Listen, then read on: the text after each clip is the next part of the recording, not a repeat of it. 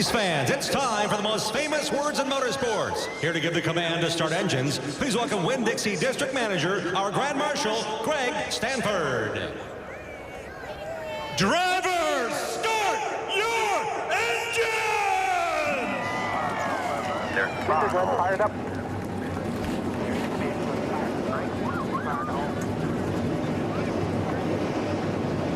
That's the energy you give when you give the command. No question about it. They fired them up.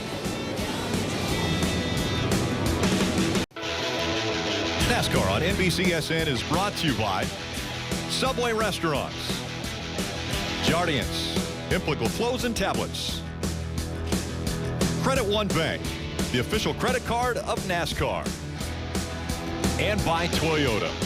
Let's go places.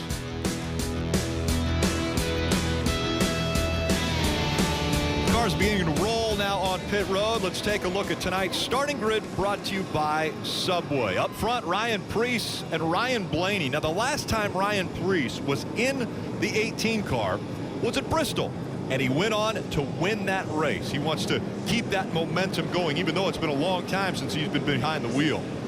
Cole Custer, Daniel Hemrick making up row number 2. Hemrick, he's a guy that if he wins the race, you'll see a little acrobatic backflip when he gets out of the car. Row 3, Elliott Sadler. Christopher Bell. Christopher Bell, probably one of the hottest drivers right now in the Xfinity Series. Yeah, row 4, Kyle Larson. Crazy race last week. Starting next to Tyler Reddick, who won this race in February. Row 5, Justin Allgaier. Starting next to Brandon Jones. Runner-up at Talladega, the most recent restricted plate race. And behind them in row 6, Chase Elliott won this race in February. Starting next to Ryan Truex.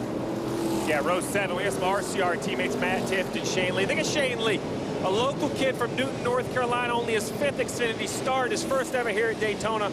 If you're looking for a young guy to cheer for, I think he's the one you should look for. Back here, Mr. Daytona, Ryan Reed, a 2-time winner. Can he make it 3 at the world's most famous racetrack? And as the names continue to show, think about this, guys. Dale Jarrett, a Hall of Famer, he talks about what Daytona means to him and meant to him in his career. All these young men getting their starts down here in their 20s. What going to Daytona Victory Lane would mean to them. Obviously, very exciting for these drivers to have this opportunity. Let's chat with one of them. Christopher Bell is allowing us to talk to him on the radio. Jeff? Hey, Christopher. It's NBC Groove. You with us? Yes, sir. Well, we've been watching replays of all the action from here in February. Are you nervous starting this race? Nervous, no. Apprehensive, probably a little bit. I didn't make it very far in the February race, so that's goal number 1, to make it a little bit further than that one. All right, so you said you're going to try to make it further. Exactly how do you miss that wreck? I don't know, man. You got any tips for me? Daytona hasn't been good to me in my career, so I'm trying a different strategy every time I come here. Well, Junior's going to join us in a little bit. Maybe we'll get him to talk to you because he's better than me. But good luck tonight, guys. Have fun. Thanks. He sounded so enthused. He's like, that was no help at all. I was looking for maybe some insight as to how to stay out of those wrecks. Green flags coming up when we come back.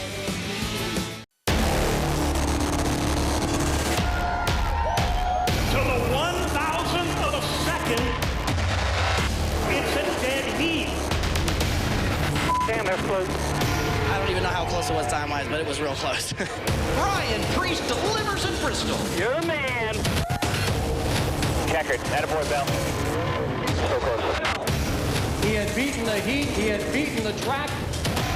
Heck yeah, boy. How cool is that?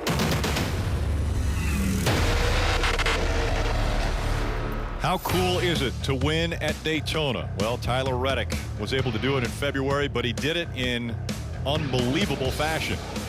It didn't go just down to the 1,000th of a second. It took the 10,000th of a second to figure out who had won that race. We're going to ride along with a few of these drivers today. Jeff, take us through them. Well, the first one is we're riding with Lee Filter. Ryan Truex is the driver, starting 12th. Got the helmet cam. This is going to be a crazy shot tonight. Starting in 8th, Tyler Reddick. Thanks to Chevrolet. Christopher Bell, whom I confused more than helped just a little bit ago, driving a Toyota with the Toyota cam, starting 6th. And Cole Custer, thanks to Sunoco for letting us ride around with Cole. All right, crew chief down there on the Peacock pit box. Let's break down this race. The race length is 100 laps. That seems short, but it's still 250 miles. It is 250 miles, Rick, but it is a sprint. Both the first and second stage, 30 laps. The final stage is only 40 laps, which is less than a fuel window. They can make the entire first, second, and third stage, respectively, with 1 tank of gas each. Pit road speed 55 miles per hour, which might seem fast, but after 180 miles an hour all day long on the racetrack, that's going to be a big adjustment for these drivers when they come down pit road. Steve, did they light up your Peacock pit box? Oh, man, listen, we got lights, we got cameras, we got information. This is the place to be. I've been trying to tell you all to come join. I've actually got a buddy of mine. He couldn't stay away, Rick. Look, Dale Jr. decided to. I told him how good of a seat it was, and here he is. Yeah, this is an awesome seat. I've watched a few races from the pit boxes, obviously, and knew this is where I needed to be tonight. You gave me the opportunity to come up here, so here I am. We're going to have fun, talk about some drafting, see who can come out on top tonight. Should be an exciting race. So Dale Jr. joins us. You're not wearing a tie, Nope. And you got lights on your pit box. Things are changing. Things have gotten fancy. Telling you. I have got a collared shirt on, man. I know, that's a big. I was Give going me a to little say, break. this is a big adjustment. Stepped up from your Mark Martin T-shirt that I saw Gotta you give had Mark earlier. Martin some love, man. Hall of Famer. He deserves all the love everyone gives him. Field 2 by 2 making their way through 3 and 4. Again, chasing after the top 2, Ryan Preece and Ryan Blaney. Of course, Blaney will be doing double duty, as will Kyle Larson and Chase Elliott, 3 of the Cup drivers that are making a visit now to the Xfinity Series for this race. 250 miles, 100 laps in front of these drivers. Field now in the hands of Ryan Preece. Making their way through the tri-oval. The Coca-Cola Firecracker 250's underway.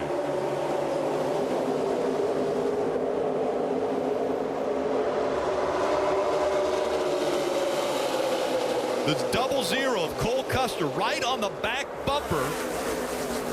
But you cannot push. You cannot lock bumpers. You can bump, but you cannot lock the bumpers. And so we see Cole Custer working already, trying to help out that 18 of Ryan Preece. And now Cole Custer dives to the outside, trying to take the lead away. Hoping for some help from Blaney in that 22 car from behind. Doesn't quite clear Preece. 3 wide already.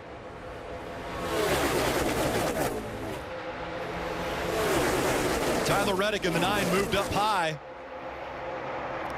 Coming through the tri-oval at full speed now. We'll see how they do. A lot of drivers say that this is the most difficult place on the track when you're 3 wide. Yeah, that tri-oval gets very tough, flattens out on the bottom of the racetrack. Cars do not handle well at all through that part of the racetrack. Side by side still for the lead. Cole Custer on the outside. Ryan Preece on the inside. A lot of room being given right now between the cars. You don't see a lot of aggressive side drafting. As this race evolves, you're going to see that double zero just pull up on the 18 as the double zero gets the lead and then takes the bottom, Parker. And guys, I'm not surprised to see him be so aggressive to get the lead. His crew chief came across radio right before the race started and said, be aggressive, stay up front, and if you fall back at all, we need to get back to the front as fast as possible. You saw him take the lead from Ryan Preece really early in this run. Little bump drafting early. Got Cole Custer the momentum with the help of Ryan Preece. So as we go on board with Cole Custer right here, Dale, I think this is a great view of how busy the leader is, looking out the window and up in the mirror. Yeah, he's also getting a lot of information right now. I mean, his head's full of information from the spotter on where guys are at, what lanes are forming, where the energy's coming, whether the outside's forming a run. You see they're tight behind him.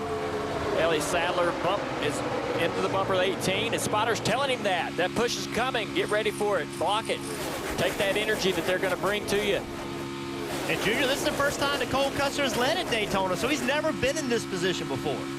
Yeah, he's definitely feels the push that he just got from that 18, and he learned something there, so he's going to continue to learn as he leads this field. But here we go. The 18 gets such an amazing run for the outside to be able to battle him for the lead. Preece goes to the high side, trying to take the lead back away. Think about Ryan Preece. He's a modified driver. He races on the short tracks in the Northeast, and now here he is at Daytona. Completely different skill level, what it takes to draft versus the type of racing that he normally does. Cole Custer edging out in front again. There's Elliott Sadler, the veteran, in the 1, right behind Custer. Not surprised at all to see Elliott Sadler work his way to the front. You have to think that Elliott Sadler came so close to winning this race in February, the closest in history. And when you're the loser, that stinks, man. It's terrible. You cannot get over it. So you know it's on his mind. Win, win, win. And Jeff, after he lost that race, I asked Kevin Mendering what was it that Elliott went to, and he said he went back and thought, what one move could I have made as the driver of the 1 car to win that race? I bet he's got one in his pocket tonight. Dave, I think that's a great point. I think that those winning moves, they could happen right now, couldn't they, Junior? You could get yourself in a position right now that helps everything work out later in the race. So I think the intensity level starts as soon as the green flag drops. You see right here on board with Christopher Bell, we saw what it was like to be the leader, the 00 of Cole Custer. Well, this is what it looks like 4 or 5 rows back in the pack. Right here, Dale trying to moderate the distance to the 21 in front of him, as well as work that side draft to the inside line. Yeah, the toughest part about that situation is, as he's pushing the 21 car, he needs to know how close the 21 is to the car in front of him, because he doesn't want to be pushing the 21 if he's already in the bumper of the 22, and you don't want to spin him out. You could actually get the car, get him uncomfortable and get him out of shape and cause a crash. So you got to get that information from your spotter, not only where you are, what you're doing, what cars around you are doing, but cars in the rows ahead of the guy you're pushing, so you don't shove him up into a crash. Well, you mentioned guys in front of you, the 22 of Ryan Blaney working double duty this weekend. We listened to him. Get the 80 on the bumper. The 21 bumps me and I go slower. Copy. So that's what you talk about. It sounds like his car just doesn't pull up to the car in front of him like he wants. He expects more help. You see the 21 right on the 22's rear bumper, but right here, the 22 thinks he should be able to pull up to the rear bumper of the 18. Marty. And Rick, speaking of that 22 car and Ryan Blaney, exactly what Steve and Junior were just talking about is what he told me that he wanted to run this race for. Junior, he said, the biggest thing for me is hearing my spotter, Josh Williams, learning what happens with him and us building a better rapport. That's why I'm running this Xfinity Series race. So early in January, he raised his hand and said, I want to run a restrictor plate race in the Xfinity Series. First time he's ever done that since he's been in the Cup car. Well, it's only lap 7 here at Daytona, but the action has started early. Ryan Reed trying to work himself up from the back of the pack, 3 wide. Close to a wreck early here at Daytona.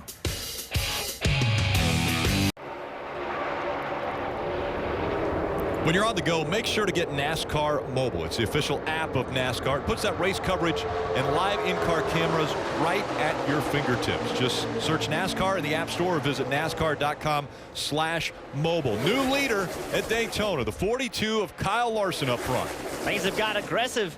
Kyle Larson made an aggressive move to get to the outside, and then with a push from Blaney, here he is on the outside. Look at Cole Custer. Cole sees him coming, goes to the top, blocks, but there's just enough room in front of Elliott Sadler to get to the inside of him. Clears Cole Custer, and then that put Cole Custer in the middle, and Cole has dropped toward the back. He's back in 11th. There's just no block. There was no way Cole could make that block at this point in the race. Had he done it, it would have been in contact and a possible wreck. Kelly. Moving back to the 11 of Ryan Truex, and the name above the door reads Riley Cunahan this week. That is the son of Chris Cunahan, a vice president of sales at Leaf Filter. Riley sadly passed away unexpectedly last week. This team racing with heavy hearts. Here was the message just before the green flag. It's a good day to be here in Daytona.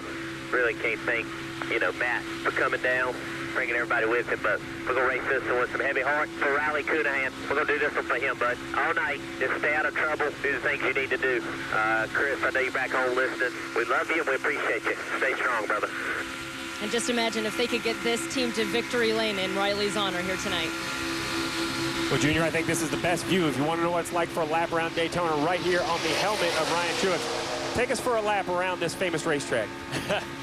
Well, right now, Ryan, he's on the outside. He's in the outside groove trying to get a run here. And if he gets a run, he has to decide whether this run is worth taking to the top, putting himself into the third groove and possibly getting shuffled out of the draft. And he's going to stay in line here and keep pushing this 16 car.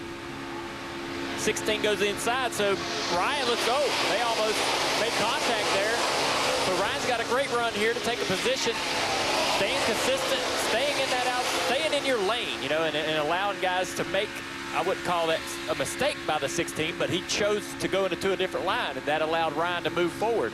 Sometimes if you don't do anything but stay in your line, you'll go forward by watching guys make wrong moves. And that's what Ryan did there. Now Ryan's going to the inside. He's going to try to dump the 20. They're going to try to hang the 20 out and get another position here. As you see the rest of the field single file out, you want to be part of that practice. You don't want to be the odd man out. As you see him still battling here with the 20. Get him a little side draft there.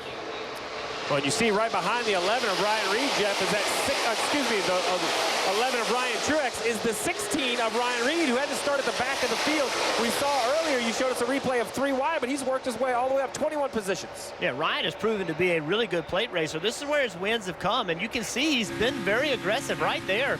He side drafted the 20, got his right front fender on his left rear quarter pound to slow that 20 down. And, you know, that race to the front, he knows how important track position is, and he's been willing to put himself in position. So right here, he's looking to get to the 20 car. He goes to the 20 car right in the right rear quarter panel to try to put some drag on that 20 car. But when you do that, you're really exposing yourself to damage, danger. And you saw how loose the 16 car got. Everybody behind him was like, whoa, whoa, whoa, whoa.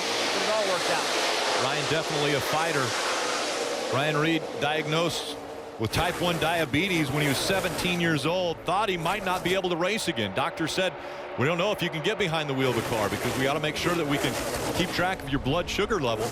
And sure enough, he was able to keep going, stay behind the wheel, and has been very successful. As you mentioned, his 2 wins have come right here at this racetrack. And what he wants to do right now, Junior just mentioned it, in front of him, he sees single file. Everything in front of him, there's nothing double wide.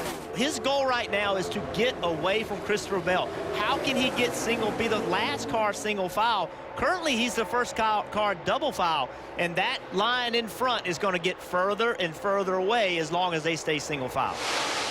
Kelly.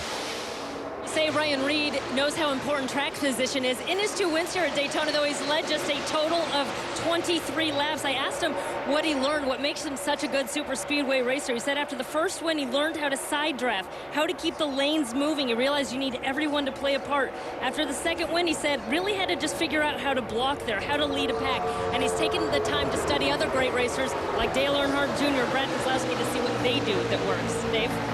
Kelly, while the 16 of Ryan Reed goes forward, Ryan Preece in the 18, the black and red car there that was the first, what was the pole sitter, is going in the wrong direction. Now, sometimes the driver just falls back, gets comfortable, and tries to find a way to hang until it's time to go. But in this case, Ryan reported, I am wide open, and I'm struggling to stay with him. So he may not have everything he needs to win tonight. We'll see. Only 13 laps to go in stage 1 from Daytona International Speedway. The Coca-Cola Firecracker 250 heating up. Kyle Larson out front.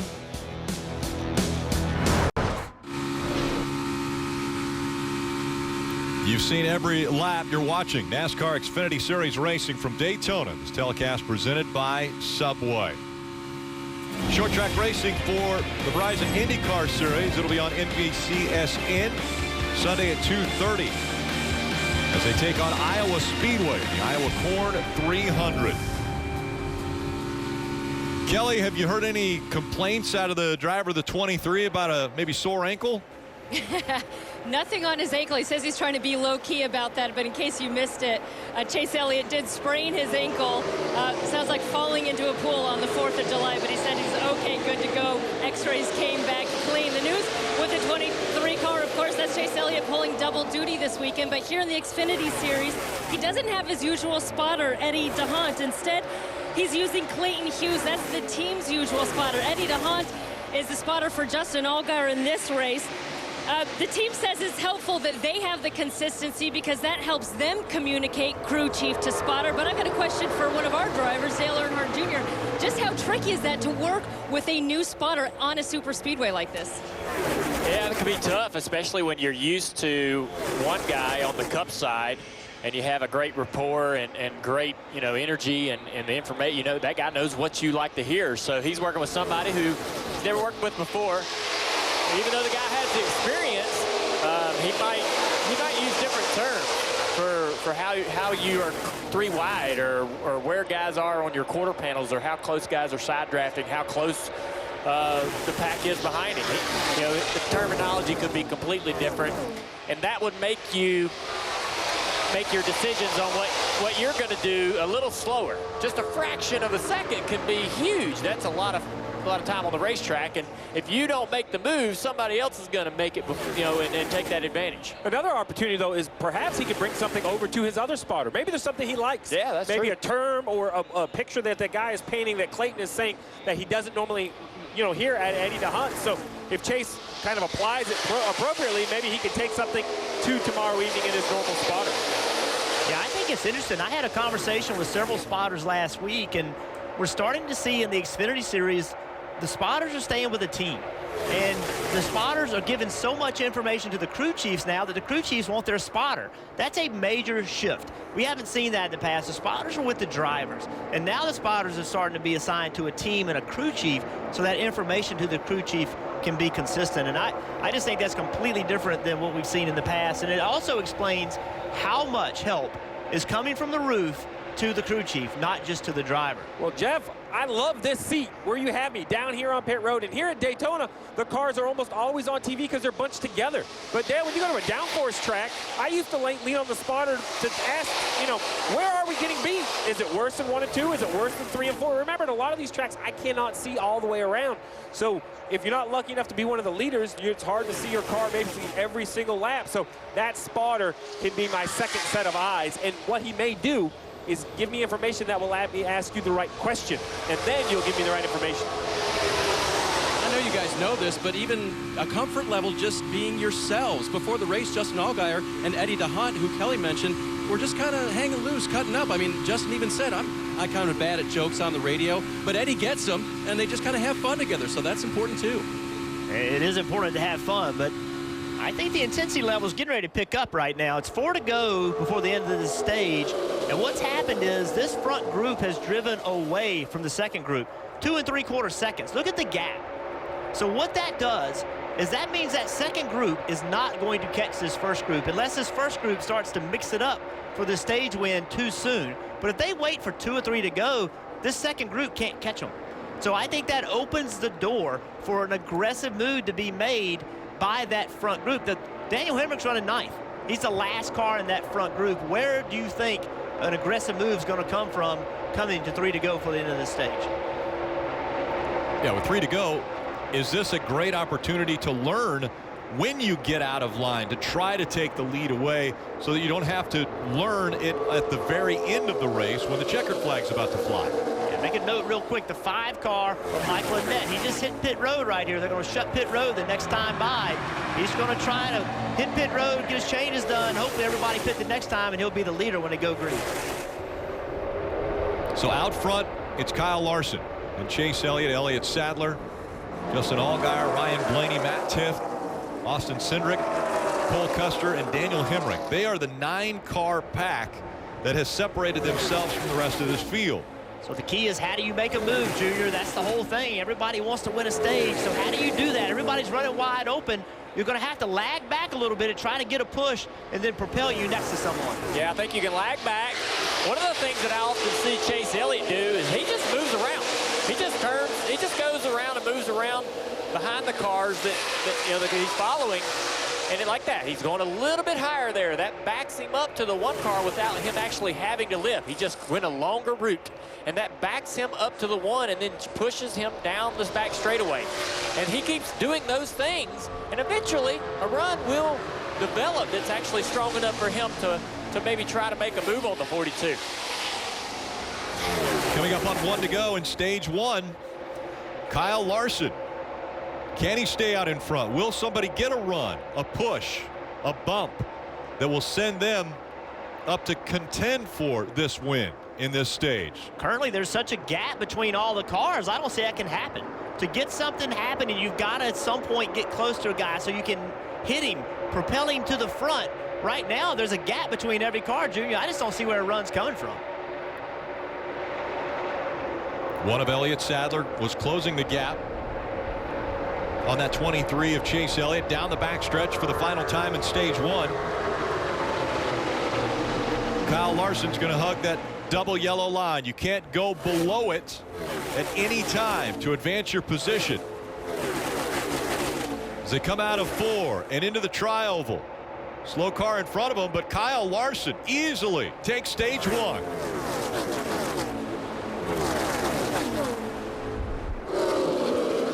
They stayed in line behind him.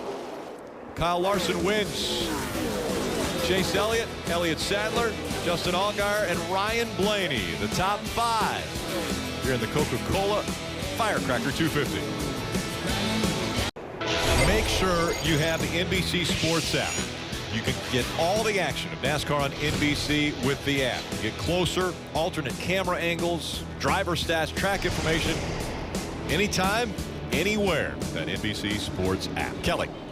Chase Elliott in that 23 car on pit road, he said he was dirty loose, actually out of control when being pushed, but then it would get snug when he got sucked up behind someone else. Chassis adjustment, 4 tires and fuel, Dave. 3rd place for Elliott Sadler, stage 1. He said, I like how it goes into the corner. I don't like it comes off the corner, and a big adjustment for him, Marty. Leader Kyle Larson already gone, and he might lose the race off pit road because the jack went down. He didn't go. He said the car was awesome out front, but expects to be a little bit tighter back in traffic, Rick. Blaney takes advantage of a great pit stop. No tires. That's why you're able to gain 4 spots. No tires for Blaney. He wins the race off pit road. Yeah, he's still sitting on pit road. Christopher Bell in the 20 car comes down pit road and just overshoots his pit box.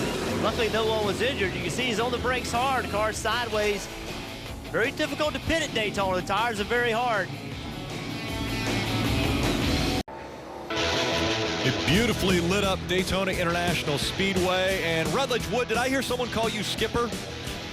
That's right, Rick. You know me and water. We go together like lamb and tuna fish over here. I tell you what, you guys, you know, without Bill France Sr. digging out this spot of the track to make those high banks, then Lake Lloyd wouldn't be here. Luckily, it is. Our friends at Costa have the dock over here. I grabbed pro angler Russell Cecil, asked him to take me out of the boat. Thank you, Russell. But guys, I tell you what, I got a beautiful view tonight of the sky, the track. You can really see how high those guys are going. The thing I'm wondering is, I mean, obviously, I've got a great view here, but Dale Jr.'s, you're sitting there watching from the pit box. Do you feel like you're getting a different perspective with your old crew chief sitting there next to you, buddy? I don't know about that. I mean, I've seen a lot of races from the pit box, but it is fun to sit here and watch how Steve processes the race and processes what he's seeing. I always wanted to do that when I was driving the race cars. You know, I always wanted to be on the pit box to see you guys, how y'all did y'all's work. It's just a different way. A lot of time in scoring, it almost becomes math more than it is videos. Yeah. All right, it's time now for tonight's Subway Fresh Take. Jeff Jr., tell us a little bit about side drafting. Well, things have been pretty calm so far, but this race is going to pick up, and we're going to see a lot more of this. So Ryan Reed, we said he had to come from the back. Well, one of the ways he did it was he side drafted. He put his left front fender on the 52's right rear quarter panel, slowed that car up. Well, watch Christopher Bell. He does the same thing. He gets that left front right on the 16, and that slows the 16 car down and moves the 20 car forward. And our Cup regulars, they know how to side draft too. Here's Larson coming for the lead. He's got momentum already, and the side draft, coupled with the momentum, clears him for the lead. That was a smart move because he knew he had the momentum to complete the pass. And as smart of a move as that was, Kyle Larson struggling to get off of pit road. And he said that he didn't hear the crew chief tell him to go on dropping the jack. Is that a common thing, Junior, Steve? Yeah, Rick, well, basically what happens is from Chicago, where you change 4 tires every time, now you're here at Daytona.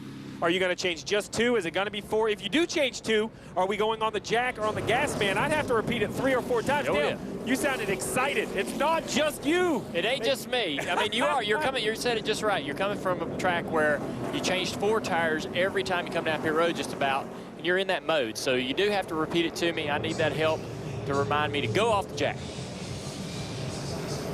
Couple penalties. The 5 pitted out of order. The 20 was over the wall too soon, their crew, and the 39 had an uncontrolled tire. And also the 8 pitting out of their pit box. Green flag flag once again as the start of stage 2. This time on the inside, it's Ryan Blaney. Outside of him is the 42 of Larson. 60 of Cindric there in second. Pushing his Ford teammate, Ryan Blaney. And Austin Cindric, just 19 years old. That young man definitely showing promise. He wants to be one of the drivers where names are made in this series. And what NASCAR will do is they'll go back and look at that. They can go back and watch replay and see if he was pushing him or just bumping up against him. If he locks his bumper and just pushing him, they'll black flag him. They'll bring him in for a stop and go, for a pass through rather. But you know, we won't know that until NASCAR gets a chance to review it. And now that outside line starting to move once again. Kyle Larson out in front of the high line. Right behind him, the 2 of Matt Tifft. Kyle Larson has proven to me that he's got the fastest race car. I think he's been able to maneuver his car, put it in positions. You can see right now he's on the outside lane. He's really not getting a lot of help. A little bit of help coming down from Tifft, but look at the gap. Look at the difference on the inside line and the bottom line. But the 52 of Larson's able to hang in there pretty well without much help. We talked about how great of a seat this is. Right here, these cars come down and through the tri-oval, Rick, the energy of these cars packed together as they come by here, pit stall 3, only a couple hundred feet from Dale and I. You can hear just how loud it gets when the group comes by. Tons of energy with all these cars bunched together. How about Shane Lee in the 3, right in the middle of 3 wide, buffeting around, trying to find some type of a line that he can get in. Marty. Hey, Rick, what a nice top 5 run for Matt Tifft. And it's hard to believe how far this young man has come in the last 2 years, because 2 years ago this week, he was laying in a hospital bed after removing a brain tumor. They discovered it right after his 20th birthday. He had the surgery. He had to obviously hop out of the race car, but now he's back and fully healed. And today, in essence, to celebrate that anniversary of 2 years, he went to the Florida hospital and visited with these patients. And what a great story he has. As a brain tumor survivor, he can go into the cancer unit and say, hey, I made it through, you can make it through, bringing some joy to those folks suffering with cancer. And Matt Tifft, certainly a fantastic story. Now 22 years old and in a race car 2 years after brain surgery, Rick. Very amazing. And you see Kyle Larson moving back up. Close call there as Larson and Cole Custer were fighting for position. Kyle kept looking for that run on the outside to come. He jumped out. Wow, look at that shot. He jumped out of line twice to get in that outside line. The second time he was able to use it. He's sitting there now. He's not able to get the lead, but that positioned him where he wants to be. Now he's back in that same situation. He just doesn't have the help from the 2-car Matt Tifft that he needs. And they're falling back. That inside line starts to move a little bit further forward. And what he's got to do, now he really does have to get aggressive with the side draft. Right now he can see that 2-car Tifft does not really have enough speed to help him. So he's going to have to get aggressive to try to slow that inside line down to pull Matt Tifft to him. Let's listen in to Brandon Jones in the 19 radio on side drafts. Try to maintain this track position we got here. Go forward. Keep getting more and more aggressive on your side drafts, learning what your car can do and what it can't do, so you're in position for the end of this thing. Copy that. So they're looking at it. They're thinking about it. Every lap. 40 laps in of this 100-lap race. Just 21. Now 20 laps to go in stage 2. Ryan Blaney out in front of Austin Cindric at Daytona. Stars and Stripes weekends continue, and what a place to be. Bring your family out. Kids 12 and under, they are free for every Xfinity and Camping World Truck Series race on the schedule. There's discounted tickets for the Monster Energy Cup Series events. Just go to NASCAR.com/kids-tickets to learn more about it. But what a great place to bring your family and create memories. Yeah, what a great place for us to ride along here with Ryan Truex. Leaf filter making it possible for us tonight. Ryan doing a nice job. Watch his wheel. You see that orange tape right in the middle of the wheel? That's what he uses when he's in the pits to get the wheels centered. But watch how much it moves. And some of that's just nerves. Some of that, when you get in the corner, you're just moving it, waiting for something to happen. But what he's trying to do right now, he's trying to get to Chase Elliott's rear bumper to give him a push. If he can just hit him a little bit and give him a shot, get that upper line moving just inches at a time. You're not going to just make a big gain unless something happens on the bottom. So the goal is to get a half a car length, a quarter car length, just get there lap after lap. Yeah, you got to work that side draft real hard, especially with this outside line struggling the way it is. You got to push this guy in front of you, and you got to side draft as much as you can. Even if the guy behind you on the inside line is able to side draft you, just stay tight, tight, tight on the side of that car until somebody can come up from behind and give you some help. Hold that guy in position until somebody can come give you some help. Kelly. Ryan Truex finished 7th here back in February, but he had a real chance at winning that race, even leading with just a lap to go. He said he loves super speedway racing. He told me that it's just sort of clicked for him right from the beginning, which is probably why he likes it so much. He said he has learned some lessons. Back in February, he thought he made a wrong lane choice. At one point, this team just super optimistic about their chances here today. Before that last pit stop, Ryan just saying his car was neutral. Ryan Truex right now running in the 9th position, a couple spots ahead of him in the 21. Daniel Hemrick running 3rd. Let's listen into the radio. We've got really, really good help out back with the Warren. He's trying to help us. The 00 he's just so good right now. Again, bottom lane's way better. There's about 11 bottom lane. Keep working here. Maybe we can get the 2. Maybe we can get the 2, then the 1 will help us get around the 00 here. Still outside full 2. 1's coming, half back.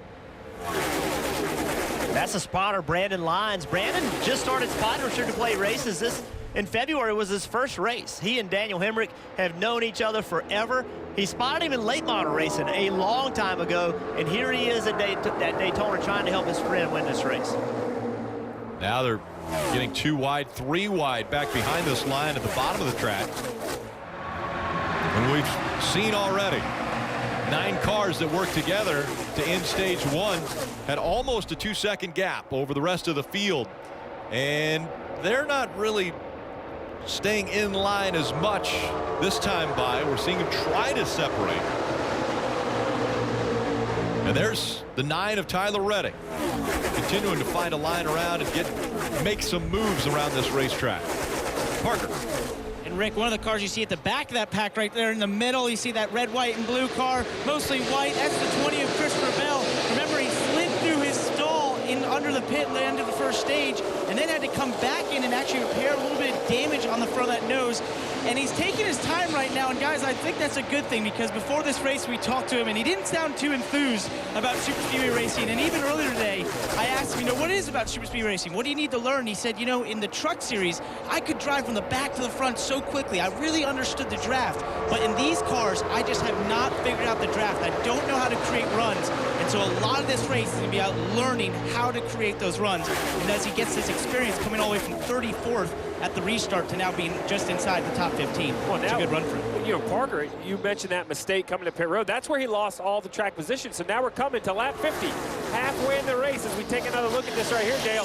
Just too much rear brake, the car spins around. But now, what does he have to do on the racetrack? What kind of patience versus aggression does he have to manage now that we're halfway through this race? Well, it's a plate race, so there's a lot of opportunity to make up that ground on the racetrack and make it up through strategy. So he can relax, take his time working his way through the field, make a mistake on pit road, try not to make it again, and don't tear the car up. Don't get yourself in a crash being too impatient trying to work through this traffic, because you do have a lot of the race left.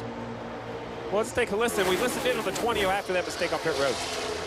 I got caught on the outside of the 16 and I couldn't find my sign quick enough. Yeah, 10-4, man. It happens to everybody at least once here.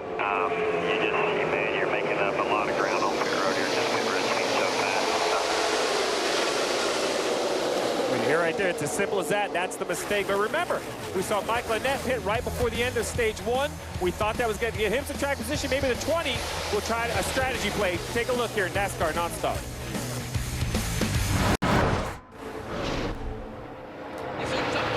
It's NASCAR Xfinity Series Racing from Daytona. Telecast presented by Subway.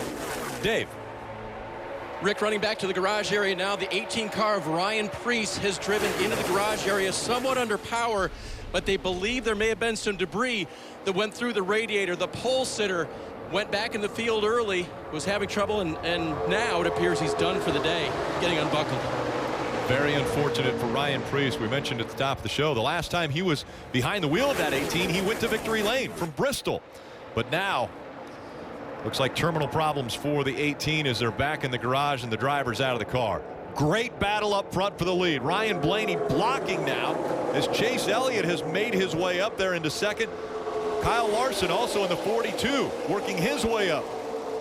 I'm going to tell you one thing I think has changed this game a little bit is I'm seeing some lightning bolts off of turn 4. So is weather in the area? I saw a couple lightning bolts out the window, and that information is being relayed to these drivers at the end of stage 2. If it were to rain, that would be the completion of the race. So these guys, you can see the intensity level is picked up. Ryan Blaney blocking, driving out of his mirror right now. Here comes Kyle Larson on the high side. It took forever for that upper line to get going. It took a lot of experience. You saw some Cup guys. You saw Elliott Sadler get in that top lane, and that's what finally made it work. But Ryan Blaney, that blue and yellow 22 car, he's done a great job of blocking. Riding along with Tyler Reddick, February's winner from right here at Daytona. Hoping that outside line runs. Going to give the 42 of Kyle Larson a shove. Can't quite get to his bumper. Kyle's wanting to just get up there and hit him. Side drafting there by Chase Elliott, trying to back that 42 up. Blaney out front. Justin Haley in that white car, 24 car on the outside lane, and 7th. He just won his first truck race a few weeks ago. Marty. And guys, to add to this with weather in the area, also Kyle Larson said a moment ago, my car is so loose. So Jeff, how much of a handful does that make it in a draft like this when your car is extremely free? Yeah, especially when you got Reddick right behind you giving you those shots. If Reddick gives you a shot in the middle of the corner, oh, that's the move right there. Big move by the 42. Larson fakes to the outside, goes to the inside, goes right on by Blaney, and Larson's back out front. He got a good run, caught Blaney where he really couldn't block him. Went to the right, then went left. Didn't give Blaney a chance to counteract. Now you're going to see that 42. He's going to get really wide. Going to try to block both lanes. Pay attention to which lane's getting the run. Spotters got to be talking nonstop. Things really heating up here up front. Larson blocking, trying to stay in front of the line that has momentum. Blaney, everyone closing the gap now between doors. They're door to door, trying to side draft the other line, backing it up so that they can go forward. Larson right now, he's hardly looking out of the front windshield. It's all in the mirror. Every now and then, just to understand where you are, but it's rear mirror, it's A-post mirror. Try to see the inside line, try to see the outside line. He saw the 23, starting to make a little run, so now he's going to go to the bottom. Now he's looking in the mirror again. He sees the 22 trying to make a run, nothing going, stays in the bottom. Spotters talking to him, saying no run from the outside, so he just continues to block the bottom. Now he goes to the top, and the line started to come. Coming up on 1 to go in this stage. Once again, Kyle Larson out front. Chase Elliott leading the bottom line. Ryan Blaney on the outside line. Blaney with a run. Kyle Larson immediately blocking. Then Elliott. Chase Elliott tries to make the run on the bottom. Larson goes down there. Now back up to the top with Blaney. Ryan Blaney, the Pied Piper here at Daytona. Everyone following.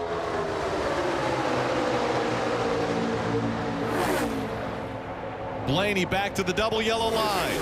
Coming out of 4 for the final time in stage 2. Moving around, the 19 goes sideways. Larson stays up front and will win stage 2. Brandon Jones with a nice save. No contact. Hold on here. As long as that splitter's not damaged, he's okay. Wanted to make sure the traffic gets by before he gets back out on the track and going the right direction again, but already you see flat tires. You had to know something was coming. The intensity level went through the roof. All of a sudden, this position mattered. Lightning bolts off turn 4, and this is what happens when that intensity level picks up.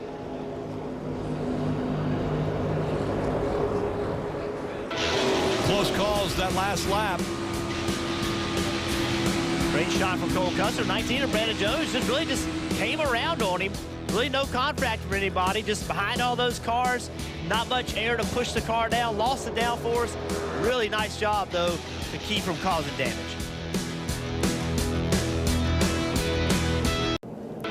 NASCAR on NBCSN is brought to you by Credit One Bank.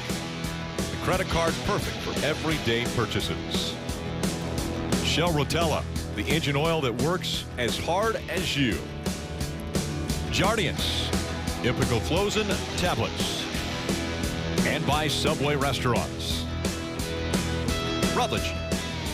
Rick, I'm here underneath the Peacock Pick Box to tell you that next year when we come back, the Toyotas on the track are going to have an all-new look. We saw last night when they unveiled the brand-new Toyota Supra, which we are going to see on the racetrack in the Xfinity Series in 2019. Take a look at this gorgeous thing. Obviously, this means the Supra is coming to the street officially, Rick, because you have to run a street car that's the same one you run in NASCAR over here. This is beautiful. Christopher Bell was over there. Kyle Busch, I got to help him see it. But a really different look we're going to see on the track next year when the Toyota Supra returns. Rod, I think it's been 20 years since I've seen a Supra on the roads. That's right, buddy. This is huge. If you love cars, you love the Supra.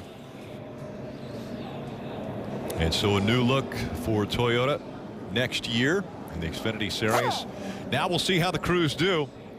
Kyle Larson, last time, had the lead coming onto pit road, lost the lead, but was able to battle back on the racetrack and get it back. Larson, Chase Elliott, Austin Cindric, Ryan Blaney, Justin Allgaier, they're the top 5. Again, it will be a sprint to the finish after this pit stop. And the field coming onto pit road now. Kelly. And we'll start by looking at that 60 of Austin Cindric. He was just loose and unstable off the turn, so they're going to make a track bar adjustment, move it down 2 rounds, and the call was for 2 right side tires. Chase Elliott, that 23 car, was happy with the adjustments that had been made to his car. They were debating between 2 and 4 tires. He asked for 4. They're going to put tape on the nose. Sunoco fuel, Marty. Not only is Kyle Larson getting laps tonight, his Cup pit crew also getting some reps here on pit road. They are pitting him tonight. He's had much looser on this run to his crew chief, Mike Shilput. They go with 4 Goodyear tires, wedge adjustments on the left and right side. And because of those 4 tires, you see all that track position they gave up, Rick. Yeah, a lot of guys going with 2 tire stops. 8 spots made up by Ryan Reed. And Austin Cindric loses a couple spots on pit road. He also did a 2 tire stop, though. 4 tire stop for Chase Elliott, losing 4 spots. Let's see if we can dial up Austin Cindric on the radio. Jeff. Hey, Austin, it's Burton up in the booth. You with us? Yeah, what's going on, Mr. Burton? Well, you're making me feel old calling me Mr. Burton, but I'm going to tell you something, man. You have limited plate experience, but you're doing a great job tonight. Tell me what you're learning. Yeah, definitely learned a lot. It was pretty cool to, run that stage with Blaney there, trying to get one of us a stage win. And it's crazy out here. I can tell you that much. A few of those pushes I got from Justin Allgaier were big pushes. But this Odyssey battery Ford Mustang has been really fast all weekend. It's great. We have Ryan Reed now in front of us, so I really have 2 teammates around me, hopefully setting up for a really good, strong final stage. Well, you've been fun to watch so far tonight. Hope it finishes off well for you. Good luck, bud. Yes, sir. Thank you, guys. Hopefully we'll put on a show. Oh, the 19-year-old definitely putting on a show. Austin Cindric, we'll see how he's able to finish this one out when we come back. If there has ever been a movie that describes Daytona, it'd be Fast and Furious. You can ride along with Dom, Letty Hobbs, the rest of the crew as they face off against an unforeseen enemy in Fast and Furious Supercharged, now at Universal Studios in Florida. All right, 2 stages in the books now, and Kyle Larson seems to be very strong, but we're starting to see things heat up back there and a lot of movement. Well, stage 1 was super calm, like way calmer than I thought it would be. Then stage 2, a little weather came in off turn 4. The intensity level pretty much picked up from that point on. It looks like that weather's going to move off and be okay, but still, this is a short race. I think the battle for track position is going to start as soon as this green flag starts. It's going to be wild from here on out, I think. All right, Steve Jr. what's it been looking like down there in pit stall number 3? Well, first of all, it's a great scene. We've seen the action. We've seen Kyle Larson right there chose to take 4 tires. I think that's an interesting strategy call, Dale. I think they knew they were going to lose track position, but that tells me a veteran, a Cup veteran, feels that handling is going to come into play where he's going to be able to put his car throughout these closing lines. Yeah, I'm really surprised that handling's a factor at all or questionable for any of these cars. We've already heard some of the guys talk about their cars being really loose. So I would want 4 tires to be able to be on the offense and be able to be aggressive with the steering wheel as I'm trying to turn down the corner and side draft hard off a guy that's down a couple lanes. I want to be able to do that and have that confidence to do that, man. I've really learned a lot sitting in this position. I got a newfound respect for you, Steve. All the noise, I've watched a lot of races here, but never had to do any work in this environment. So this is a lot tougher than I thought. New respect for you, buddy. All those races, Rick, and I just had to have him come join me one time. It would have been that's all it took. All right, let's listen into the 60 radio after that pit stop. Stay out of trouble and get this thing in Gatorade victory lane, right? Absolutely, bud. Still have 35 laps to go. You've been a joy to watch. It's been a lot of fun. Have fun out there. Take care of yourself. It'll be a slugfest at the end. Be smart. Sir, taking care of it. Take care of yourself. It's going to be a slugfest. those are 2 sentences you don't want to hear come together. Well, a couple things just happened. Number one, I want to thank Junior for trying to convince everybody what we're doing is working. And then no, Steve. He was trying to convince Steve it was working. But then that right there was just be there for the slugfest, right? You know it's coming. Be there at the end so you can throw some punches.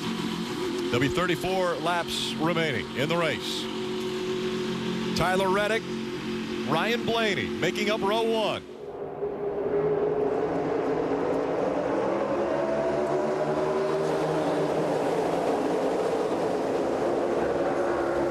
That inside lane, much better restart. Let's see if the outside line can battle back.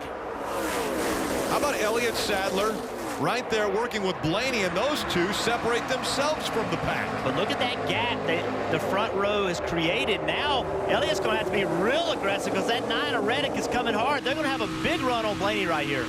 Elliott blocking both lines right now, and Blaney, as Elliott gets a big shove from behind, Blaney up there has to stay in front of the 1. Elliott now is not going to be able to get in front of Tyler Reddick as we see Reddick getting up to his door. Now the blocking goes back in the hands of Ryan Blaney and the 22 up front. 2 and 3 wide behind him. There's Larson on the bottom lane with those 4 tires. Remember how close Elliott Sadler was to winning the race in February. He was 0.0004 seconds behind Tyler Reddick. Elliott Sadler now running second. How hungry? Because he hasn't won in over a year. How hungry is Elliott Sadler to get to victory lane? Dave.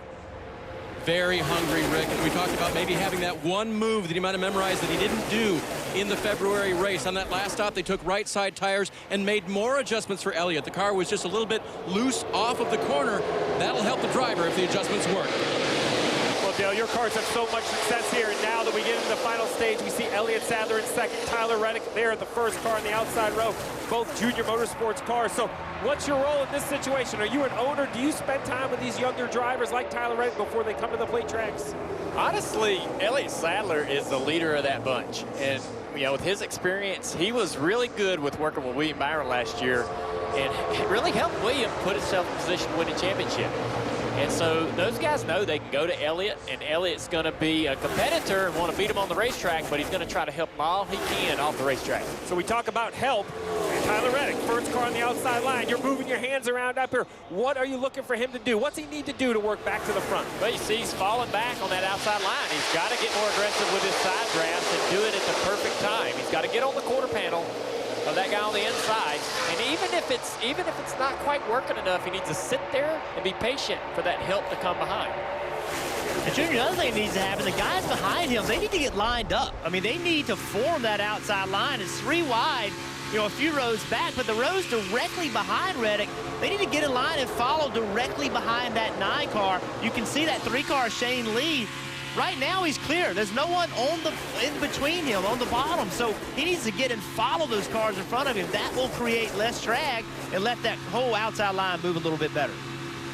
Once again, lining up on the inside, 7 cars trying to separate themselves. Ryan Blaney leading the pack around Daytona as we go NASCAR nonstop.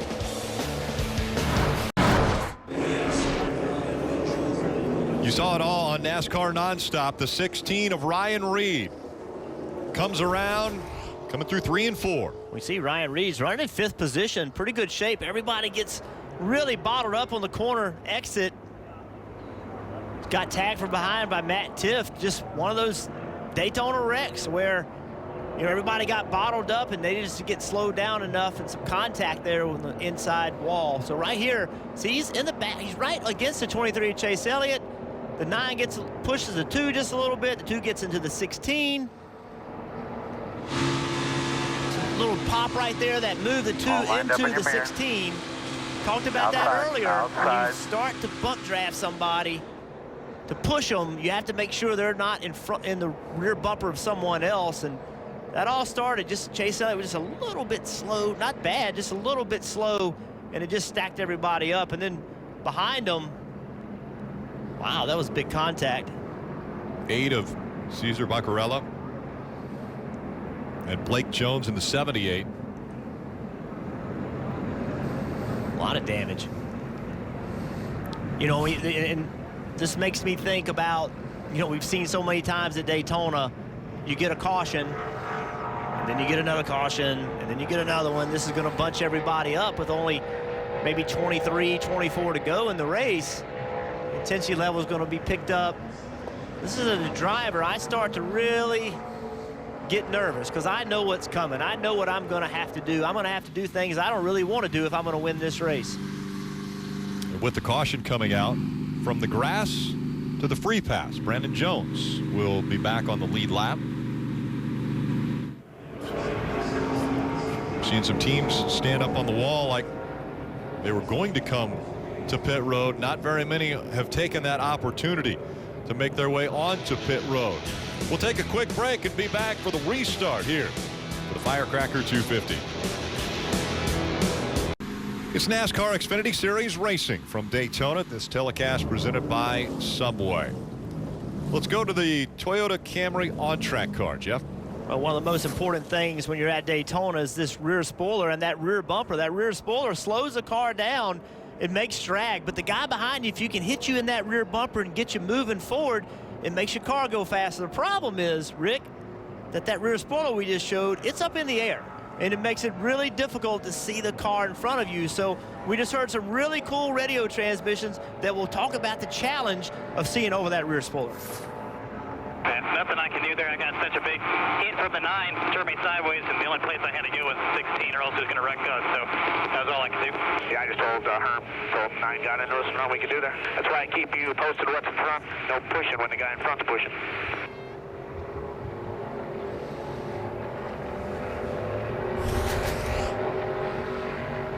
What he's talking about here is you got to know that the 16 is close to the 23, and the 16 is going to push the 23, and that way he can lift a little bit and not drive the 16 or wreck the 16. And so I guess that, you know, as a spotter, you're trying to give your driver the information that the cars in front of you are all stacked up, and if you go up there and push one of those guys, you may spin him out because he's already in the bumper of the car in front of him. And it doesn't do any of you any good to chain up and get that many cars pushing at one time. So often have these kind of wrecks. And the one hard thing about that situation was that is right where the cars are coming directly at the spotters. So very difficult to see the gaps there as the cars are coming at them. Isn't Rutt close to you guys down on the pit box? Rick, I'm actually directly underneath him. I was keeping an eye on social here.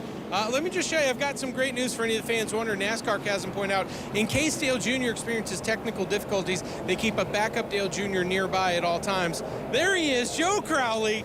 Joe, you have a striking resemblance to Dale Jr. I don't know if, Rick, you even noticed that before. Not until that tweet.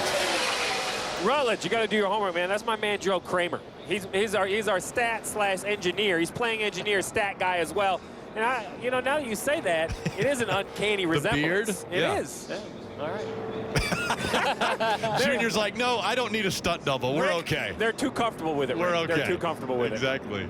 A lot of fun, but those guys definitely give us an incredible amount of help during all the races. So if he needed to jump in there, he could.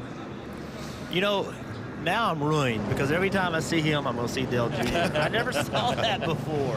Thanks, Rut. 23 to go. Ryan Blaney and Elliott Sadler. So we saw toward the end of stage 2, the outside line started to move.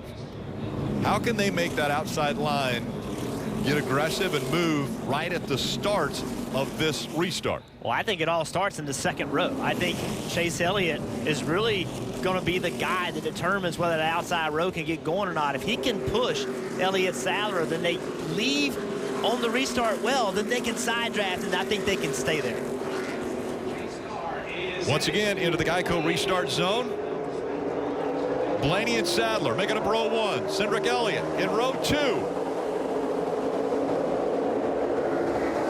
See that gap between the 1 car and the 23 car of Chase Elliott? That is not what they need. They need to be almost hitting each other to stay close to that inside line. Now they're hooked up. Not legally hooked They're just up. bumping. They're just bumping. They can't hook bumpers. They can't stay connected or they'll get a black flag. But you see the shove. Now Elliott Sadler with a big run, but he has no help behind him. As Elliott gets to that right rear quarter panel, he's there. He got that right rear quarter panel and pulled the 22 of Blaney back to him. Now he's hoping the 23 can get to him to push him in front of the lead. Almost cleared him. Didn't right quite get it back, done. here comes Blaney with the same thing, side drafting him, trying to pull him back, but here comes the 23. Chase Elliott now trying to bump that one up front, and now Elliott out in front. Hang a left, Elliott. If I'm Chase Elliott right now, I'm sorry, if I'm Elliott Sadler, I'm hanging a left. I am leaving the guy that just helped me. I'm going to go to whatever lane's the fastest. I know he helped me get to the lead, but right now it's about me winning the race. It's hard to decide, though, because both lanes look great. There's a lot of cars forming on the outside line. It's got the tighter, you know, the tighter bumper-to-bumper action, and that's where the energy is going to be coming from, Jeff. That's what the spotter's trying to tell, but he goes to the bottom here as the bottom line starts to form. It's going to keep changing, and that information from the spotter is really critical right now to give Elliott the information he needs to be able to pull up in front of the line that has the energy, because he needs that energy. They're going to shove him forward. He'll jump in front of the 23 here, get a push. See him push his car away. He also stalls that 23. That gives him a chance to get back down the bottom, maybe get a push from the inside line. And you said got a push. They never touched. Is there that invisible air bumper that we've been seeing? We always called it the beach ball effect. Imagine a giant beach ball in between the cars, and when the 22, if they, you know, there is a chance when they kind of pop that beach ball and you get to the bumper, but if that doesn't happen, you can't get shoved away by the car behind you.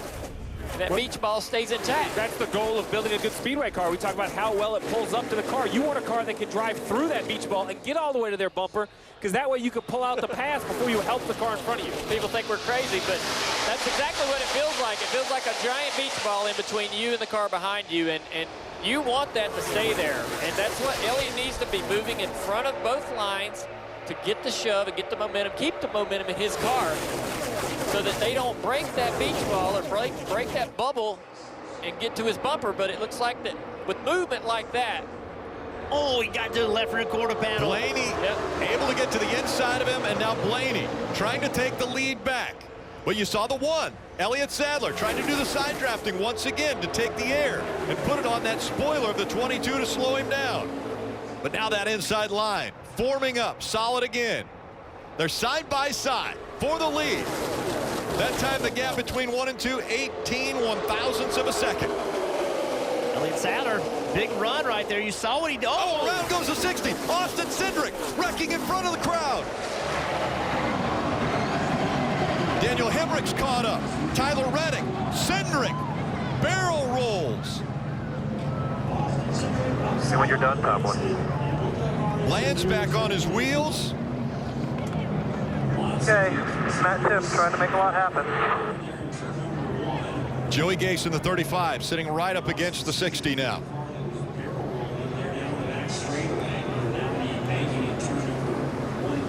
Safety crews will get out to the attention of the 60, the 35.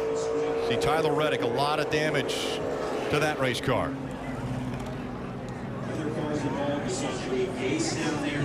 We saw Cindric getting sideways as he was coming through the tri-oval.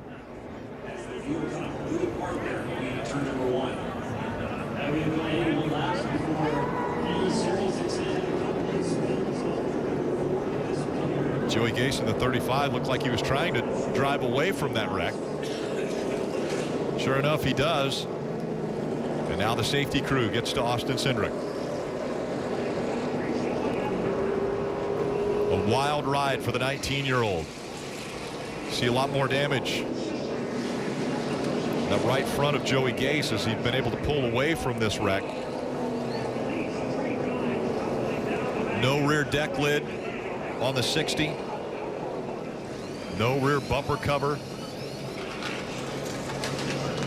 Barrel rolling through one was Cindric. February winner Tyler Reddick, a lot of damage to that car. Matt Tiff also involved.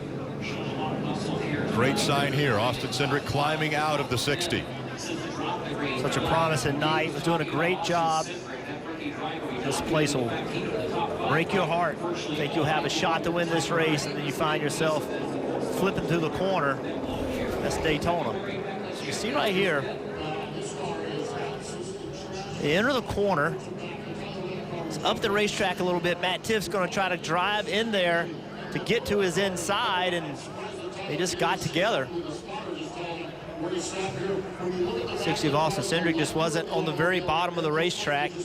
Opened up a little bit of hole that Matt Tiff you thought was there, and then you see right here the contact with Reddick. Started Cindric's flipping. That's very unusual to see a car flip that late after initial impact. So here we go above. Well, Jeff, you knew it was just a matter of time. It was trying to get really bunched up too wide, and Matt Tiff thought it's under 20 to go. He had to make a lane. You see that tumble, as you mentioned, really rough for the 60 car, but basically Matt Tiff thought it was time to try to make it 3 wide. And we've seen that before, Dale, out of the tri-oval. If that inside road doesn't protect the double yellow line, that's a place that people get runs. But that was late into the corner for Matt Tiff to look underneath the 60. That is a late move, and it's difficult to be able to, you know, for the spotter to give that information to the 60. Then he's got a car underneath him. But there was room there. There was room to go, and Matt decided that was the move he wanted to make. You see right there, there's a little bit of a hole. It looks like he has room to go to the bottom. And when he went to go, it just closed up. And, you know, we always like to point a finger and say, this guy messed up or that guy messed up. And many times it's just racing. I mean, it's people going for a spot. Pretty wide. Nothing in front of the car you're pushing. This is the seat that I wonder, guys, as we ride along with Custer. You see a little contact there, but I think inside. Go high now. he doesn't know where the 21's going to go. Go low. So, I mean, all day you ride in line back there. Here you go. This is the helmet cam. What a great shot.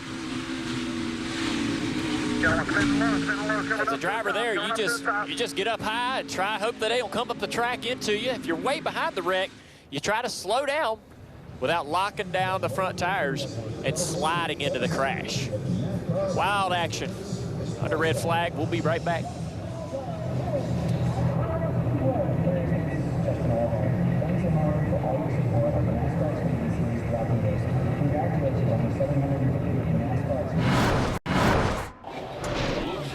$18 laps to go, and a red flag has come out here at Daytona after somewhat the big one that just took place. Matt Tiff involved in it. Let's listen into his radio. Sorry, 60 went up so high. I was trying to go under, and he tried to come back down again. Well, so, I mean, that's basically how we saw it, right, Dale? Is the 60 was up, and the 2 decided to make a lane. So take a minute right here before we roll it. This is the 60 of Austin Cindric. Fair to say he is a lane and a half off the yellow line. In my opinion, I'm not a race car driver, but I expect him to be more defensive if he doesn't want to leave that lane open. So it's a late move by the 2 of Matt Tiff, Dale, but there's more than enough room for a car until they get to corner entry. Yeah, there's enough room for the car, and that's also a very difficult place to spot. The spotter is seeing basically the same view we had, the back of the race cars. He can't really tell whether he can clear his driver, the number 60, or whether you know, there's room for him, or not enough room for him to come down. Obviously, there wasn't. And so it's such a late move on the transition into turn 1 that even if he does get that information to his driver, it's too late. So kind of a perfect storm there to create that kind of crash. But they also, these drivers will often run side mirrors, you know, on the A post of the driver's door. Which sees down the left side. Which allows them to see. He would be able, if he has that side mirror, he would be able to see the number 2 car in that position and know that maybe I shouldn't turn down into the corner. So, you know, there's a lot of variables at play there, but there's plenty of racetrack here for Tiff and anyone else to make that move, and that's a fair move. So one thing we got to think about, and Steve used the phrase play defense. Well, remember this yellow line right here. Remember what the rule is. The rule is you cannot pass below the yellow line. So if you're the 60 car of Cindric, you use that yellow line. You use that like a wall. If you can get yourself against that, nobody can drive underneath you. So this late in the race, when you leave that lane open, it incites someone to try to go into it. And it's Daytona. I mean, it's not like Austin Cindric did something major wrong or Matt Tiff did something major wrong. It's these little small things that happen and cause wrecks at Daytona when it's 18 to go. This wreck doesn't happen when it's 100 to go, but when it's 18 to go, people start driving into holes that weren't there early in the race. Yeah, Jeff, and that's what's going to happen as laps wind down. But Dale, you and I had this conversation earlier today. You're explaining to some of the TV guys about these accidents. Take us in the cockpit. What's it like when you get one of these big wrecks and next thing you know, you're upside down? Well, this crash right here, I mean, those are jarring hits as this car's bouncing and tumbling down the racetrack. That you're banging around in there, and that's very difficult. In the faster flips, where the car's flipping quickly down the straightaway, you're kind of the force is actually, the inertia is shoving you into the seat. So it's hard to tell when you're upside down and when you're not. Really, you can only tell visually by seeing grass and the ground and all those things coming at you. It almost feels like somebody rolls a prop wall of grass up against the door of the car when you're flipping over on the driver's side at a high rate of speed. The inertia shoves you down into the seat. I've flipped enough to know this, obviously, but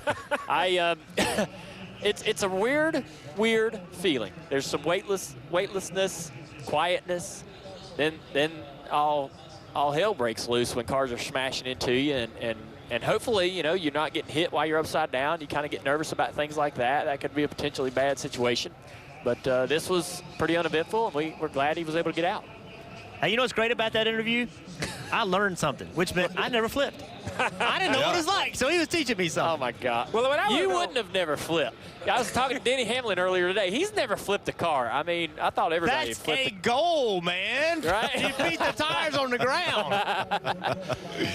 Well, I hate, from a crew chief, I hate during those wrecks, the radio sometimes comes unplugged. That's the worst feeling. Because I'm watching on TV, and I get on the radio, hey, man, you okay? The silence. But when you finally come to a stop, like, what is the next thing? Is it window net? Is it on? Like, what do you do as a race car driver after an impact like that? Well, yeah, I think you just make a good personal physical check that everything's still there and everything is okay. And you know, you just realize that you've done something that not a lot of people have done, and that's flip a stock car at over 180 miles an hour. And it's even though it's not a badge of honor, it's something that you can say that you've experienced and not a lot of people have. And you definitely don't want to do it too often. Once you've done it once, that's enough. That's the badge. You don't need more. One time's good. I would say no times would actually be better. So that's what I'm shooting for. Over 18 cars involved in this big one here at Daytona. A long list of names that have a lot of damage to a lot of these race cars.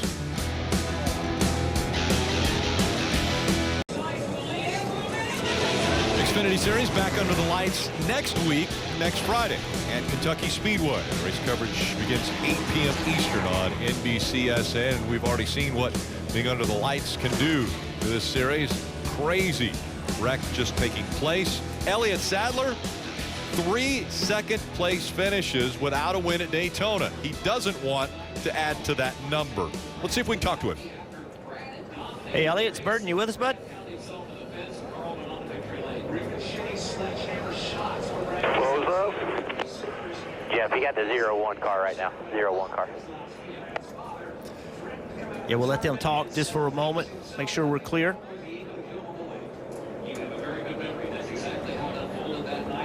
Try him again. Elliot, you with us? Roll that quarter panel up. All right, we're on the wrong car, so we'll wait just a second here so we can get on the right car. And if they're not going to go one to go, we'll go to Elliot. We don't want to be too close to him and mess their day up. Spotter needs to be talking to him. Again, Elliott Sadler looking for a win. It's been over a year. Been very consistent. Run up front, led in the points. But no win here at Daytona. That's a statistic he wants to change. Pits are open right here. I'm pretty sure Elliott Sadler and his team aren't going to pit, but we're going to stay off of his channel to make sure that team doesn't need to talk to him. It'll be 17 to go when they cross the line. If you are going to take the opportunity to come to pit road here, 16 of Ryan Reed will do it, but the one stays out.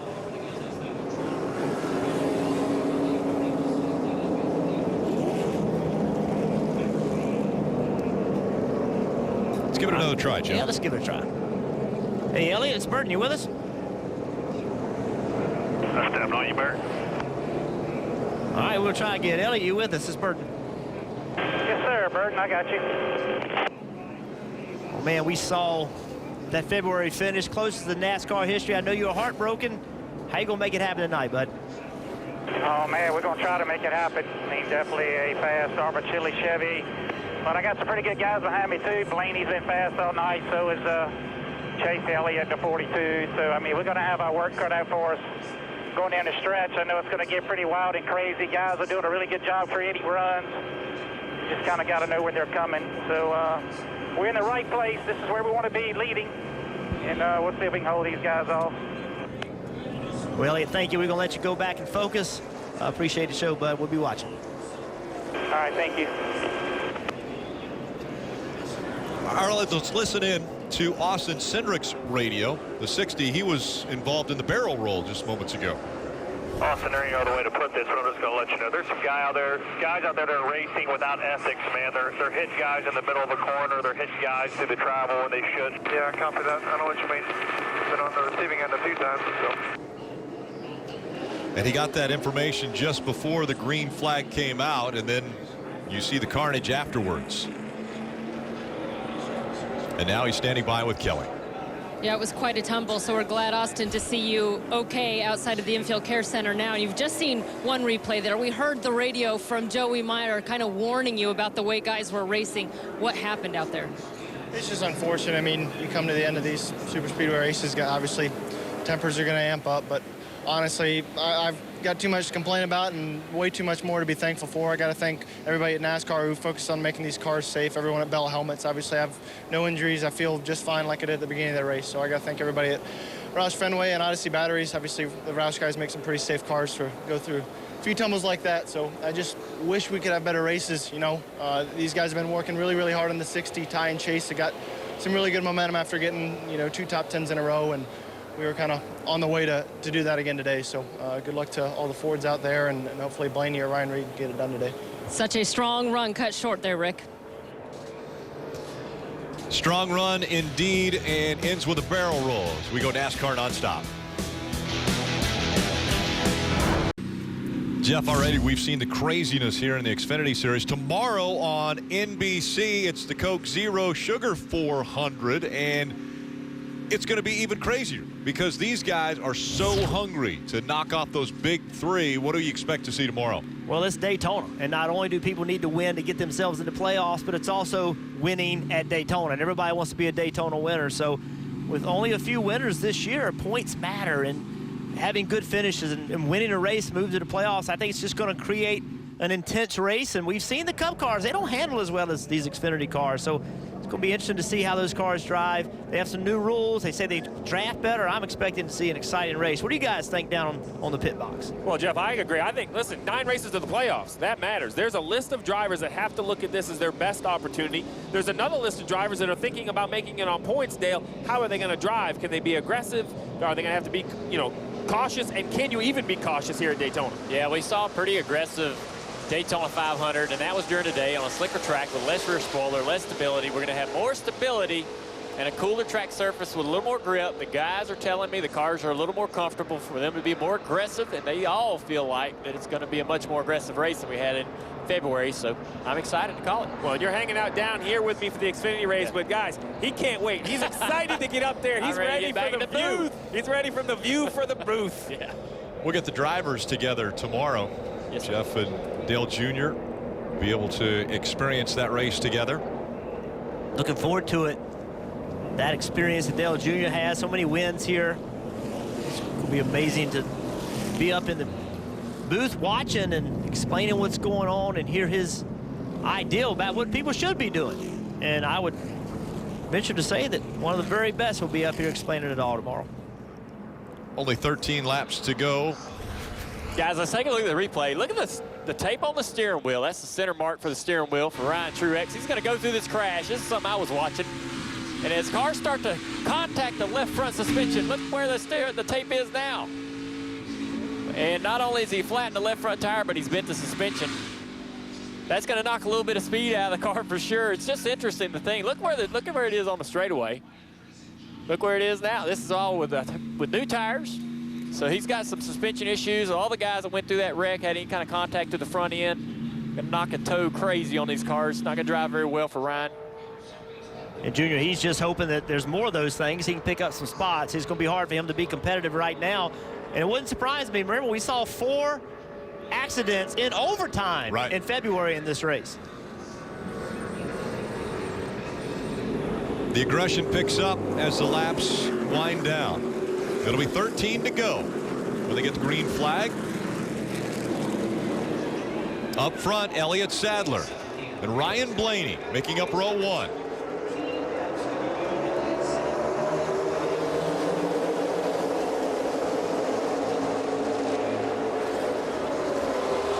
Sadler getting a little help from Chase Elliott. Ryan Blaney out there on his own trying to side draft.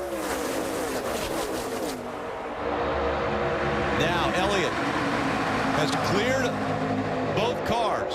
Back there fighting for second.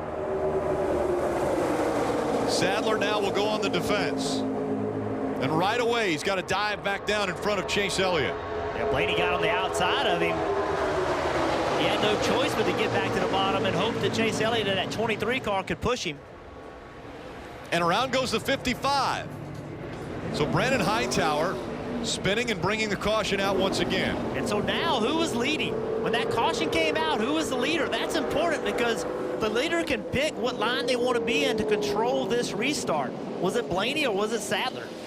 We'll have to wait until NASCAR lets us know. They go back to the last loop. When the caution comes out, whoever was scored in front of the other will be the race leader. And you see the frustration there as Brandon Hightower throwing the steering wheel down. Not the way he wanted his Daytona race to end.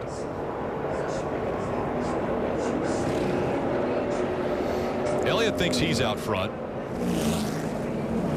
Ryan Blaney will wait, as will we, to find out who is officially out front when the caution came out.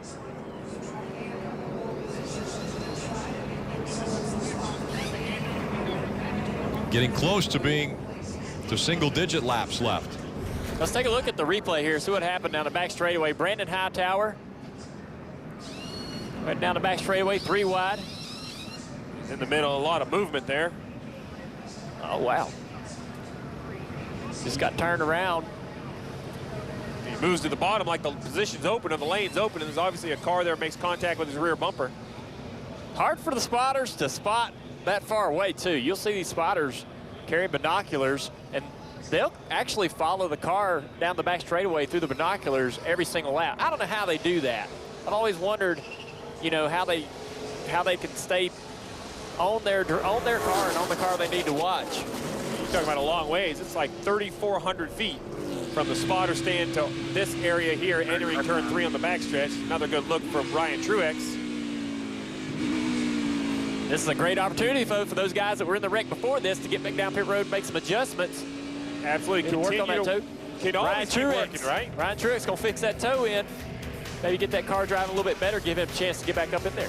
Long ways from over. You're watching NASCAR Xfinity Series racing from Daytona. It's telecast presented by Subway. Let's take a look at tonight's Toyota driver update. Christopher Bell, currently the highest scored Toyota driver, in 4th. Then back to Brandon Jones. Remember, he was in the grass early in this race. Has battled back to 13th. Timmy Hill 21st. Chad Fincham is 24th. All right, Jeff, we're going to see another restart, and they have been very important. Well, restarts are going to help determine who's going to win this race. We're down to 10 to go, so we're going to drop the green flag with maybe 8 to go. Look at the 22 of Ryan Blaney, hand out the window, waving. Come on, go, go, go.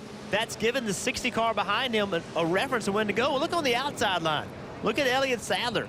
He's doing the same thing. He's waving. So that front row, you know, they want the row behind them to push just a little bit sooner than they get going to try to get a move going. We see Chase Elliott on pit road, Kelly. Oh, and you see the hood just go down on the 23 car of Chase Elliott. He quickly brought it down to pit road. There's an issue with the power steering, and Chase said it suddenly got hot, and as you can see, he's got the window nut down. It's obviously something they can't fix on pit road. They said they're done. If Steve, with the power steering going out and it all of a sudden got hot, that leads me to believe that it's a belt issue, something on the front drive of the motor where it rides the fuel pump and the oil pump belt and all that stuff. Maybe something failed up there. That's exactly what I was thinking. I think the power steering was the result of another issue. It gets hot because it's no longer pumping water, so I would imagine all the belts are probably missing off the front of the 23. Frustrating night for Chase Elliott. He'll have another swing at it tomorrow, though. Let's listen into the 7 radio. Somebody drug me off of him hardcore somehow, some way. I'm not exactly sure how, but we were getting up to speed there. I was fine. I was going through the gears. I had good steam, and then all of a sudden it was like, boom, I just stopped. If I had to guess, it was a really aggressive side draft. Yeah, 10-4. I just was really surprised. That's learning what your car can and cannot do, and actually a little bit surprised by how severe that side draft just slowed him down. Sometimes it feels like the engine broke. Something blew up. It just quits running when somebody side drafts you really, really well. And look who's here now. The 20 of Christopher Bell, the 7 of Algar. Remember Christopher Bell early in the race, coming on pit road, just did not see his sign, saw it at the last minute, tried to get slowed down. Here he is, sideways on pit road. No one got injured, no damage. They fought back slowly and steadily, and now here they are in 3rd position with a solid shot to win this race. Parker. And Jeff, the craziest thing about that is he's been really loose inside that 20 car as well. And remember, he told me before this race, he just did not feel comfortable at these super speedways in these Xfinity cars. He did not figure out how to make the runs, but he had some great driving there through the field to get all the way back inside the top 5. Maybe he'll figure out some of those runs to make a move here at the end. But to somebody else that's got a really cool story right here, Kaz Gralla. When he came to this team, you know, he was driving for a guy, and they shut the team down. They started this team up, and they didn't have a plate car. So the car you're seeing right now is a 10-year-old Ray Evernham car that they got together, and here they are sitting in 8th position. I mean, this team, man, they just keep finding a way. They come to the racetrack, and what a cool story. And Junior, you know some of these guys. The Uris are involved in this program at Fury Race Cars, and they're just fighters. Yeah, I was really excited for Kaz when all this came together, and especially, you know, to find out Tony Jr. was going to be involved in this, and they were going to be back in the Xfinity Series. And Tony Jr., he's a guy that knows how to build a great plate race car, because I certainly drove a lot of them. I know Tony Sr.'s got some influence on this as well. All those guys bringing their expertise and experience to this program has made a big difference in this guy's performance. Dave. Junior Chase Elliott was in the mix. We saw him getting the wave up to help push there at the end. What put you out? I believe we broke a oil pump belt or ran something over and it cut it. I don't know. It's kind of a weird thing. I've never had that happen before. So I thought we were in a really good spot, you know, with pushing Elliott there and had a really fast untucking Chevy tonight. Had a chance. That sucks, man. I really felt, you know, just to be in those front 2 rows with a handful of laps left is really all you could ask for. So appreciate these guys letting me drive their car. It was a lot of fun. Wish we could have got him a win while I was here, but maybe we'll have another chance down the road. Who knows? But yeah, it was fun while it lasted. All right, he's smiling. He had a good time, but boy, he would have loved to be in the mix for the win at the end of this, guys. Well, he'll have another shot again tomorrow. Big day of racing on NBCSN. IndyCar Series qualifying from Iowa at 3:30. That starts it all. 5 o'clock NASCAR America. Then countdown to green. Then make sure to join us on NBC for Monster Energy Series racing from Daytona under the lights. Post-race show and continued coverage at 11 o'clock on NBCSN.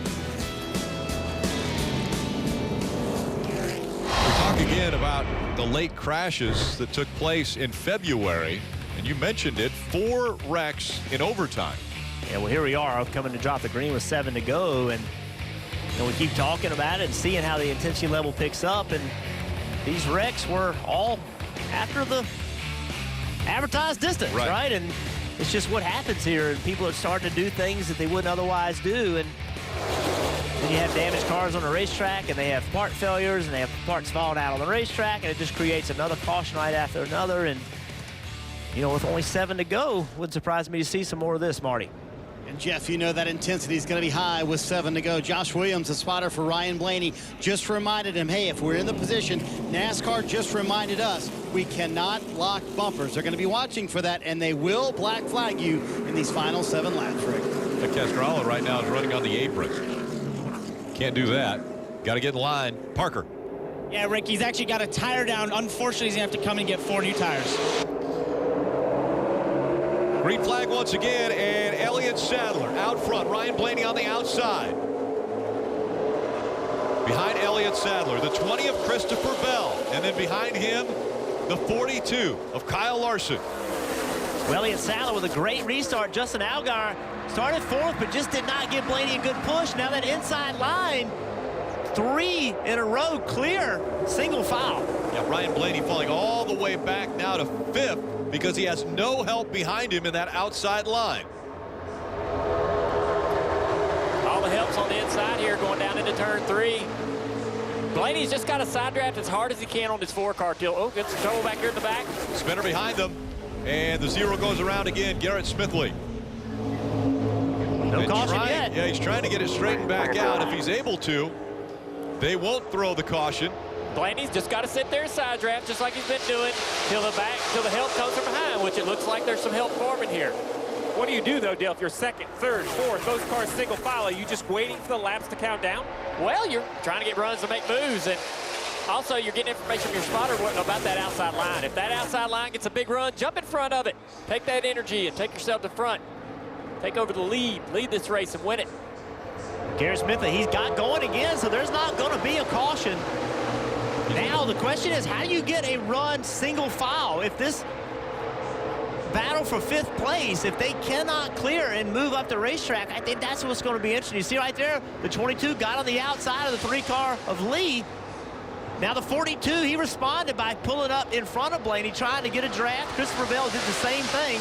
Everybody's mirror driving big time right now. A couple of names you don't normally see up front. Shane Lee in the 3 and the 4 of Ross Chastain.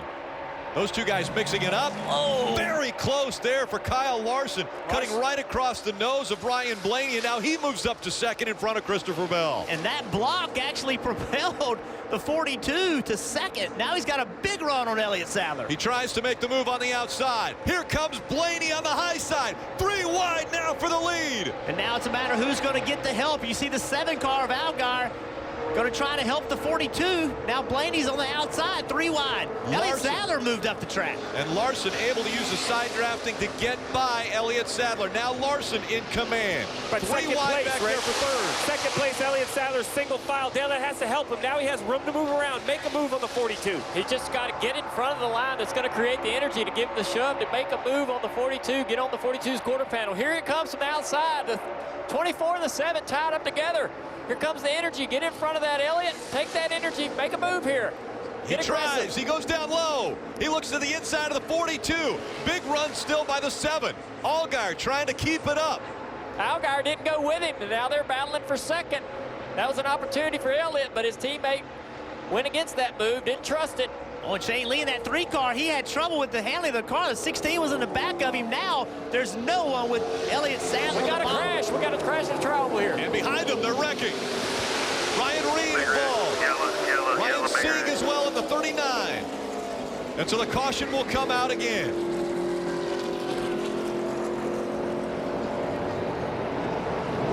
The 00, Cole Custer.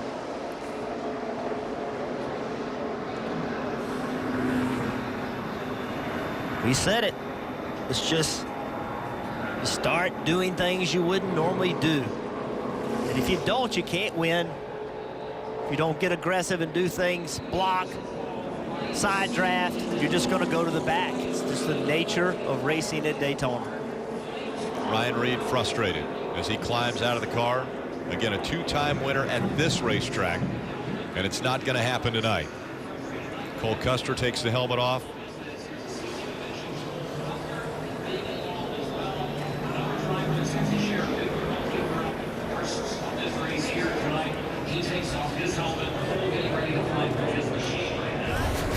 Well, here's where it all started. Cole Custer 3 wide on the outside. Really nobody in front of him. See, they're 4 wide. 16 going backwards. 93 got into the back of the 00. Not sure of that energy of the 16 car. He was having some kind of trouble when he was going back, and I don't know if that contributed to them getting 4 wide, and then eventually you run out of room. So Cole Custer on top of his car. You can see right there, the thing's getting really tight. He's got to stay in the gas. Contact from the back, and round he goes. Got hook here, hold brake here. There you see it. Hard impact for the 90 car in the outside wall. Everybody just trying to survive. Once cars start spinning, I mean, you got to think there's debris and there's fluids on the racetrack. You're really limited on how much control and how much ability to miss all this you have. And it all starts as the cars enter the trial, but the lanes get very undefined. You know, what's the top, what's the middle, what's the bottom? It seems like the trial was the place where these accidents happen most often. As you see, the 16 catches the grass, gets airborne, luckily comes back onto its tires. So many involved in this second big one of the night. So it started right in this area. So this black car, the 93, watch as he goes, as we roll this replay. Right there, just gets up the racetrack. I'm not sure if there's contact with a 19 car behind him, but something, he just kind of turned right and got into the 00, and that started all of this. And as this has happened, there's fluid just pouring out of all these cars. And so the cars that are trying to miss these guys have no control. They touch the brakes, it just locks up the front tires. They can't steer and turn left and right. You'll see the 01 behind all this. I mean, these guys are just trying to slow down, and just it drives them right into the wreck. Fluid everywhere. Let's take a look at Truex's helmet cam here. Got that tape. He's had enough, hasn't he? Oh, yeah. That tape ain't straight. Having some trouble here. He lifts a little bit, trying to avoid the 16. Caution's out. Gets on through there pretty good. Hey, Junior, he's seen enough for one night, hasn't he? Yeah, but he's got another opportunity to come back and work on that toe some more. It looks like it's still not quite fixed, but that's a deal where he tried to lift for the 16, but had to spin him anyways. He got out of there. He's good to go. See that tape there? Still not quite straight. Coming down pit road, Letarte. Fix it for me. Still got time. Keep working.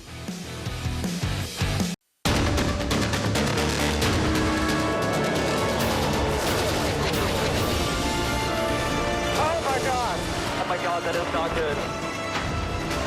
Keselowski wins at Daytona. And Stenhouse is going back to victory lane. There is just something about Daytona International Speedway. Tomorrow, a very big day in racing. On NBCSN, it's IndyCar Series qualifying from Iowa. NASCAR America right back here at the track. And countdown to green. Then on NBC, racing from the high banks here at Daytona. Post race at 10:30, and We'll continue our coverage on NBCSN after the post-race. We're into overtime for the first time, and the way overtime works, they'll get the green flag if they're able to come all the way back around and get the white flag. If the leader takes the white flag, the next flag will end the race, either a caution or the checkered. But if they don't get around to that white flag and a wreck happens, the caution comes out, we'll try it again. And we'll keep going until we get that white flag under racing conditions. As Jeff mentioned earlier, they had 5 tries at it in February. Let's listen in to the 7 team as they kind of dissect what took place just before the wreck. I couldn't screw the 24 like that, you know what I mean? Oh, it's what got us there. Nobody behind me pushing me. Like, I mean, yeah, the one and I could have gone forward, but we just stalled out immediately. Yeah, 10-4. Did the right thing there. Let's just focus on winning now. Well, you have to make decisions, and they have to be split-second decisions. And what he's talking about is right here. Here's his teammate, Elliott Sadler. Behind him is a 24 of Haley. So Haley's pushing him, giving him a big push. Now he has a decision to make. He hits the 1 car. Now the 1 car hangs a left to go underneath Larson. The 7 doesn't go with him. That's a split-second decision that he made. He was doing what he thought he needed to do for himself, not his teammate. I'm okay with that. The radio transmission was, hey, man, I had to go with Haley because he helped me. That's for his teammate. That's so when his teammate's hearing that, he's saying, man, I didn't have a choice. I know you think I hung you out, but that's racing. I mean, I think that you help your teammates when you can, but if you have a shot to win a race, you make the move that you think you should make that's best for you. Absolutely. I think if it's earlier in the race, you help your teammate. I hated being in that position late in the race because I want to race for me. I want to be selfish and do what I need to do, what I think I need to do every single move to win the race. And in that situation, it's, you know, you either help if you don't help your teammate's going to be upset. You're going to have to talk about it. You're going to hear about it next week. But I mean, it's late. There's 4 laps to go. You got to make moves for you to win the race. Well, you mentioned teammates. Let's listen into the 1 of Elliott Sadler. Well, that was my chance to win. He just didn't go with me. Sorry, guys. Thought I was trying to get myself back in the right position. And you were.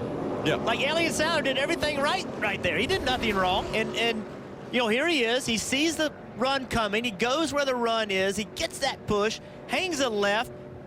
Boom, now here I am. I'm on the bottom. But he didn't do anything wrong. That's that split-second decision that Allgaier made, that Elliott Sadler made, and Elliott Sadler came out the short end of the stick in that situation. Listen, as long as there are teammates, this will be an argument at Daytona and Talladega. But listen, Junior, I've been blessed to work with you and Jeff Gordon, 2 of the best when it comes to restricted plate racing, and I remember those meetings. The executives would have all these plans. We're going to work together, and the first thing Gordon would say is, I'm just going to apologize to all y'all right now because I'm going to do whatever I have to do. And then I could see the relief on your face. You're like, thank goodness you said it, because you were thinking the same thing, right? To be great, you have to be selfish. Yeah, you do. I mean, to win this race, or any race at a plate track, you got to be selfish and you got to make moves that suit you and, you know, going to profit you in your position. And sometimes, and if you're, you know, unfortunately, you're going to have to be around teammates during the race. Now, early in the race, the 7 could have sacrificed himself there to help his teammate. That would have been fine, and he probably would have felt okay doing that. But when it's this late, it's time to win it's time to make moves that win the race. You can't be helping other people just for the fact of helping them. That does nothing for the 7. That move to help the 1. I know it's tough. And your teammate, you want that help from your teammate. It makes you mad. I got mad at my teammates when they didn't help me late in the race when I thought they should, but I get over it. I realize they're trying to win the race too. They got a whole entire crew on pit road here trying to win the race too. So it's a difficult situation. That's part of being teammates. There's a lot of good to it, a lot of positive, but some negatives too. Well, Jeff, you've raced with teammates before. I've seen you guys have some success at the plate tracks. Yeah, we did, and we also had some failures. The guy I looked up to the most, Mark Martin, we came off turn 4 late in the Daytona 500. He made a move on Dale Jarrett, and it was a move I just couldn't make. I said, if I make this, I'm going to the back, and I didn't go with him. Mark Martin did not win that Daytona 500 with a fast car. I didn't sleep for weeks over that move, but it just wasn't a move I could make at that point in the race. Guys, I'm going to point out the 24. The 24 is Justin Haley, a 19-year-old making just his 2nd start in the Xfinity Series. And already he's up in the top 3. Running third right now, could be racing for his first ever win in his second start. Yeah, he just won his first truck race, and to follow that up with a great Xfinity race, that would be great. But Elliott Sadler, he said, man, that was my chance to win the race. His shot's not over. If he can do a great job right here, push Kyle Larson, and they can clear that outside lane, he still has a chance to win this race. Can't lock bumpers. That, again, has to be reinforced as they come through the Geico restart zone. We are in overtime, presented by Credit One Bank. Little help there by Elliott Sadler. Behind Kyle Larson. Here comes Justin Allgaier. Allgaier in the 7s, getting a little help from Haley. And Haley is helping the 7 almost get the nose in front of the 42 of Kyle Larson. Now he's trying to do a little side drafting, but the 1 of Elliott all over the back bumper, the 42, keeping Larson going up front. They need to make it all the way back to the white flag. Through 3 and 4. Now the second lane, who can get free? If they stay double wide, Larson's safe. If one of the lanes can get clear, then there's going to be a run coming for Larson. Larson now working on blocking. One more time around. Big run out of Haley as he gets up to the back bumper of the 7. Runs coming from both lanes. The inside's on the inside of Larson now. Elliott Sadler. Now, can he clear the 42? Sadler up front. He didn't clear him. By inches, he didn't clear him. Now he's got to side draft him. Get to that left rear quarter panel. Pull him back to you. Hope the 22 gets to you and push you in front of the 42. Side by side down the backstretch. What matters now is what line's going to get the help from behind. What's Blaney going to do here? There's going to be a huge push from the top. Side draft once again. Larson, Elliott Sadler, side by side, coming into the tri-oval. They bump. 3 wide. The big move on the inside. A huge win for Haley. Wow. Where did that run come from? That was a veteran move. They got side by side for the lead. They got slow. Haley got a big push, made it 3 wide. He did. Man, I mean, he it's like he knew that was coming. The 2 racing for what they thought were going to be the win, moved up the racetrack and opened the door. Now, did they go below the double yellow line? Did the 24 go down there? If he did, it's not a legal pass. So remember what the rule is. You cannot go below the yellow line to advance your position, but if you get pushed below the yellow line, well, here he is. There's clearly room there. That's going to be a tough call for NASCAR. It's going to be a very tough call. The thing is, there was room between the 1 and the yellow line. Like, it didn't really, I don't think it helped him, Junior. Do you? No. I mean, I think there was room, so he could have been right against the 1 and not been below the yellow line. So, I don't know. Tough call for NASCAR. It is a tough call. I really think that's your natural reaction as a driver to make that move, because he thought that the 1 car was coming down. So it's he's not looking at the line. It's a natural reaction. Well, NASCAR's made the call. They said the 24 went below the yellow line to advance his position. Winner, Kyle Larson. Kyle Larson ends up winning. As you see, Haley was trying to celebrate, thinking it was his. The team was coming out there, but the rule is very clear.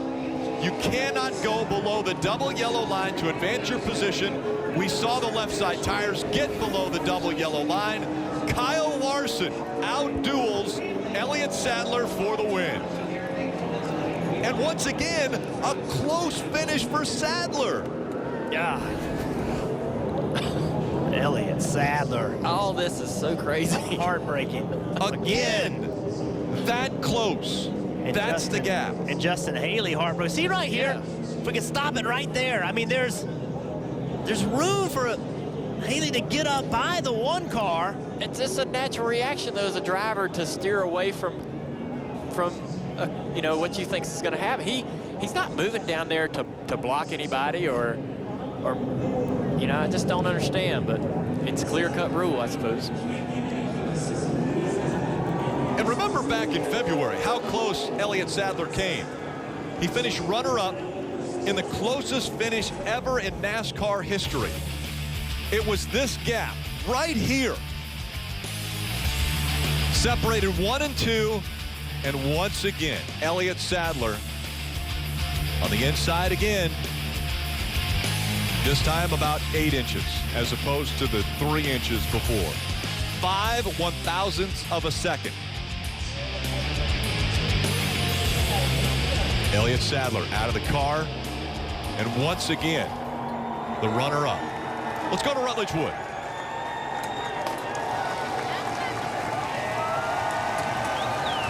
Rick, as Kyle Larson climbs from the car, another crazy Daytona finish.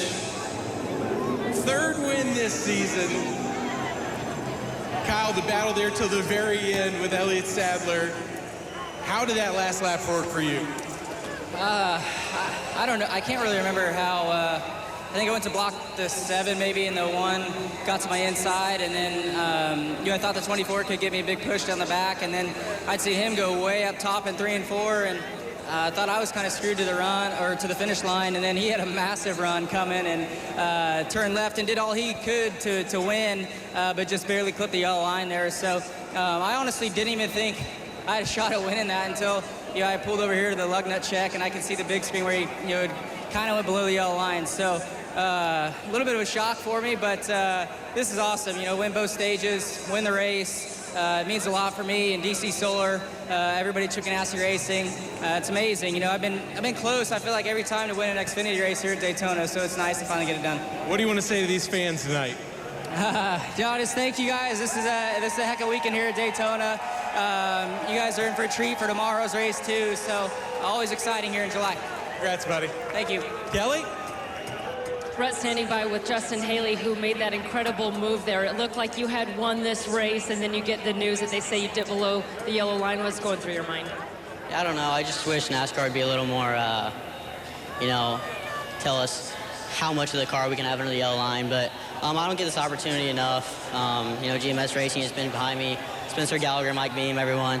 I don't have a lot of sponsorship, and to come out here and get the opportunity to even compete with these guys is a blissful opportunity. So I'm really grateful that I could even, seeing the replay there. There's room for me to go up, so I don't know why they're calling me like that. But, not how we wanted it to end, but like I said, I'm running trucks full season, and this is just an opportunity to come over here part-time, and I'm extremely blessed to even get the opportunity. So just really, really thankful. That was Kevin Belcourt, my crew chief's first start. I got to thank the Fraternal Order of Eagles for giving me this opportunity. So amazing to be here at Daytona, even though we didn't win. Well, he put on a heck of a show, but won't quite work out for Justin Haley this time, Dave. Kelly, Elliott Sadler has watched the replay on the big screen. Elliott, what could you have done on that final lap? I just didn't know the 24 was coming. Just miscommunication between my spotter and myself. I was just trying to really key on the 42 and win this side drive. I felt like it was Daytona in February all over again. So I hate it for my guys. They work way too hard for me to keep finishing second here at Daytona. And they gave me another fast Armor Chili Chevrolet, and I should have capitalized on it and felt like I was in a good spot there at the end beside Larson. But just wasn't meant to be. Elliott Sadler, 47 times 48 now that he's raced here at Daytona, still looking for that checkered flag to be his, Rick. Yeah, and again, on the rule, we just heard Haley kind of say, well, I had room up there. I don't know why they made that ruling, but it's very clear, isn't it, Jeff? Well, it is, and I just talked to Steve O'Donnell, the executive vice president of NASCAR, and he came by to visit and just said, hey, look, the rule says you cannot go below the yellow line to advance your position. He wasn't blocked to make him go below the yellow line, so the rule is the rule, and that is the problem with rules. You have to enforce them, and even if it's a split-second thing, you can see right here Justin Haley with a great move, but right here he hangs this left, and clearly he's below the yellow line. It's non-debatable if he was below it or not, and so NASCAR's got to make the call. If they don't make that call tonight, then it's chaos tomorrow night. Well, Jeff, it's like football. It's out of bounds. I mean, if your foot's out of bounds, you're out of bounds.